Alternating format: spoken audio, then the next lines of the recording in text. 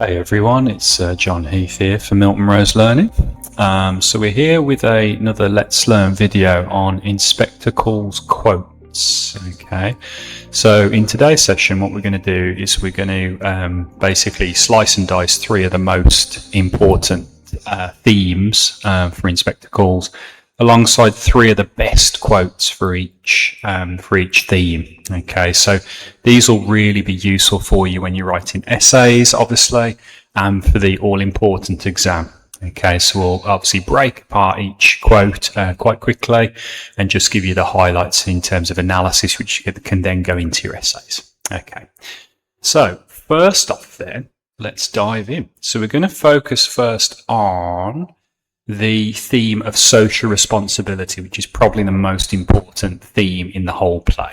Okay, and let's slice apart three good quotes. Okay then, so first off, we have this lovely inspector, and the inspector says, "We are members of one body. We are responsible for each other." That's from Inspector Gould, as we know.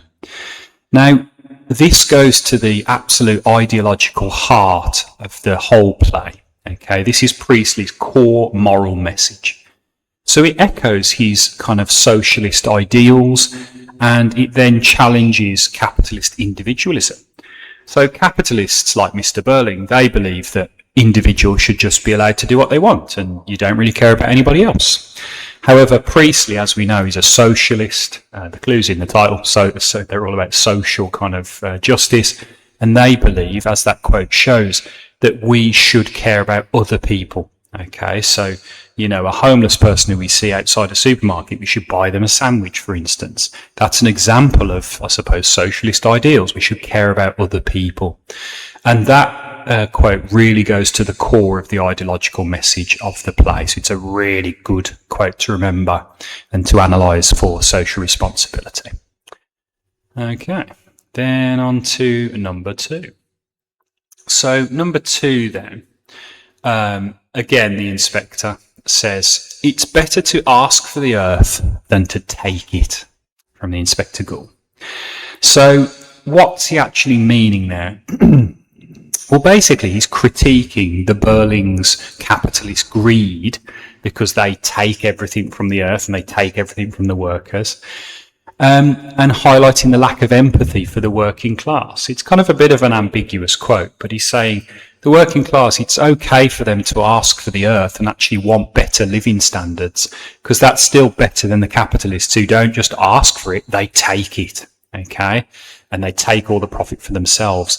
So we should forgive the working class for just kind of wanting a better life, because the capitalists are already grabbing that better life for themselves. So it highlights the kind of the greed in the system and the greed in British society, which is rotting it to the core, basically. Another really good quote. Then the last quote for social responsibility in my mind is this one, again from the inspector, because he's the kind of mouthpiece of social responsibility. "Public men, Mr. Burling, have responsibilities as well as privileges, Inspector Gould." Now, that is, if you want to be very posh about it, which we always do for essays, that is the principle known as noblesse oblige. So if you want to Google that one, that's the idea or the concept that if you are doing well in society, such as Mr. Burling is, then you owe responsibilities to society. You don't just take. You have to give back to society. Okay? Very important concept, noblesse oblige. So it basically reinforces the idea that status, such as Mr. Burling and the capitalists, it comes with social duty.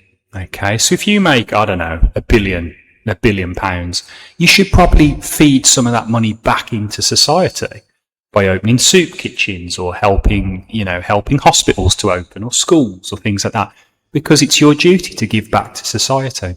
Okay, now that is obviously a massive juxtaposition to Burling's selfish worldview, because he doesn't believe that. He says, well, I've made the money, it's mine, so I'll do what I want with it. Whereas Inspector Gould's quote there, with a tone that is very powerful, very moral, he's trying to challenge or deconstruct, if we're being very formal about it, to deconstruct the capitalist view and actually push forward that concept of noblesse oblige. You have the status, but you also have responsibility that goes with it. Okay, very, very good quote for social responsibility there. Okay, let's zoom out for a second and move on to the second key theme, which is we've selected inequality. Okay, and we've got 3 really good quotes for inequality. So let's have a little look then. Okay, now, first one we have a lovely character, Mrs. Burling, and she says a quote. It's short but very punchy.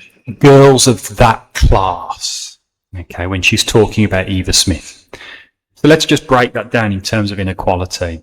It's dripping with contempt, that the tone of her voice is very unpleasant, and it shows British class snobbery and entrenched classism.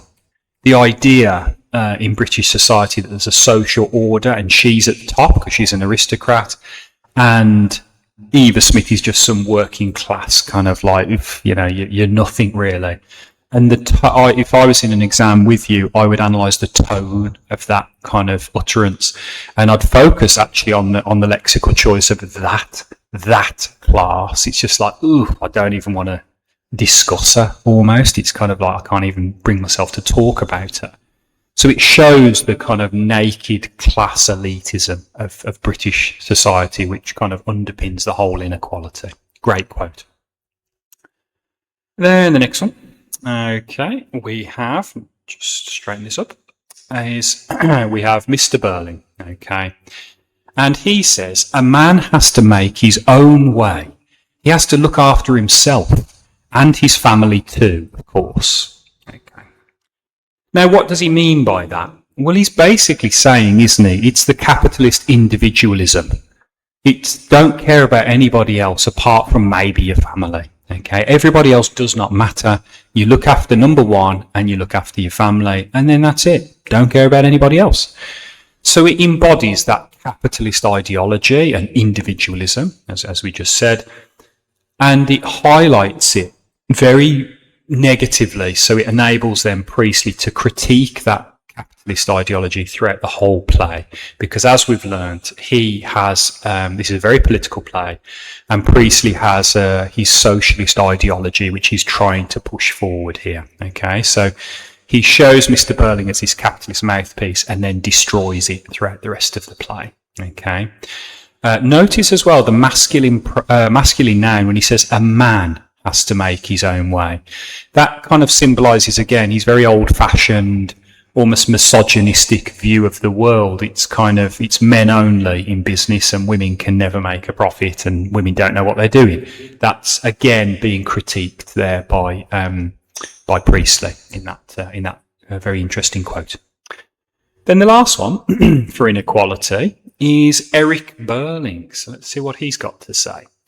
Now he says he's discussing Eva Smith, and he said, she was pretty and a good sport. That's Eric Burling. Now, his opinion of Eva Smith is very, very negative there. Let's just break that apart linguistically. So you have the adjective pretty, not beautiful, not lovely, not kind of, pleasant or anything like that, just pretty. He only sees her in superficial masculine terms. Okay, and I think that's very, very important. It's quite condemning. It shows the superficial nature of the capitalist class, and they objectify women. They just turn them into objects almost for pleasure. So that word's very condemning. And if I was in an exam with you, I would analyse the very contemptible connotations of that word. And a good sport. Now, it's a bit of an old-fashioned phrase, but good sport in this context means that she was kind of up for a laugh, but also she was up for kind of maybe physical intimacy and things like that. So he could kind of have his way with her in some ways. So again, it's that kind of sexual objectification of Eva Smith, which is most tragic here. She's just kind of like, an object to be kind of played around with and then got rid of. Okay, it's very, very tragic. So it reveals the exploitation of the working class women by upper class men, such as Eric Burling. And they're treated as, a nice way of summarising that in an essay would be, they're treated as entertainment rather than people. If I take it a step further conceptually, they're dehumanised. working class women are dehumanized by people like Eric Berlin, which is absolutely appalling. And I think that's that kind of symbolizes the inequality along gender lines in this play. Okay, so another very good quote to analyze. Okay, right, now if we zoom out for one final time, there is a big theme in terms of the generational divide, because we have the old characters such as Mr. and Mrs. Berling, and we have the younger characters such as Sheila Berling and Eric Berling, and there's a big differential between how the different generations see the world. Okay, so let's tease out some quotes out for that. Now, Sheila Berling, there we go. She says, so a very young kind of woman who's developing what Karl Marx would probably say class consciousness, if we're being very posh about it.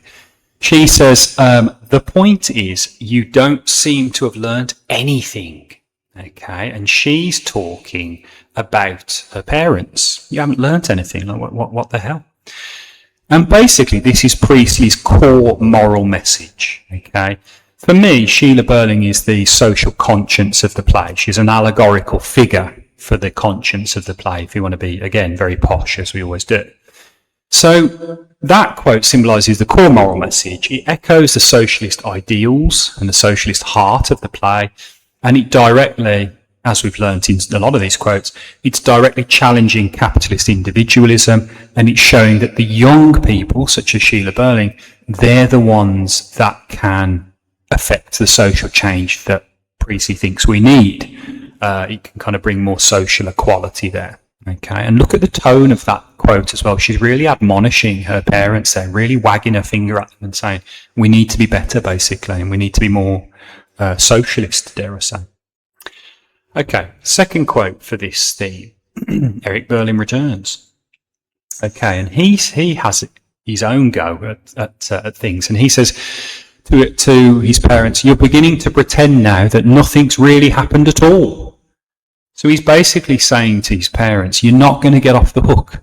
You've done wrong. You've treated Eva Smith, who we know is an allegory for the working class generally in Britain. You've treated her appallingly, and you need to be better, and don't try and sweep this under the rug. So he's emphasising the younger generation's refusal to ignore their responsibility, unlike their elders. He's basically implying that the young generation in UK, they are better, they will own up to their mistakes, and the oldies, like Mr. and Mrs. Berling, well, it's their fault, and eventually they'll die off anyway, and the young will take over, and it will become more of a socialist kind of society, more equal and fairer. So again, very good quote. And then last but not least, we return to the inspector, and he says, sorry, it's Sheila Berling. I behaved badly too. I know I did. I am ashamed of it. Okay, and apologies for the image of the inspector there. But Sheila Berling there is kind of owning up. That's again a real epiphany moment where she really realises that. So it shows her personal and moral growth and the willingness for change. She wants to be better, and she wants to build the UK in a more socialist mould, just like Priestley, obviously. So that's exactly what Priestley wants from his audience. There is a didactic, a moral message at the core of this play, which is we need to ditch capitalist individualism, and we need to follow people like Sheila Berling and actually lead better lives and actually have more social justice in the country. Okay, very, very powerful political message. And if you want the high grades, talk about the didactic moral core of the play, and quotes like that help you do it. Okay. Now then, if we just zoom out for a second, okay, it just remains to say, really, thanks for watching. Hopefully you found that really, really useful. And if you want to really kind of help us grow, it'd be lovely if you could just hit the like, subscribe buttons, tap the bell icon, and you'll never miss another Let's Learn video again. Okay, so it's been lovely to whiz through some of these quotes. Hopefully you found them useful, and we'll speak to you soon. Take care.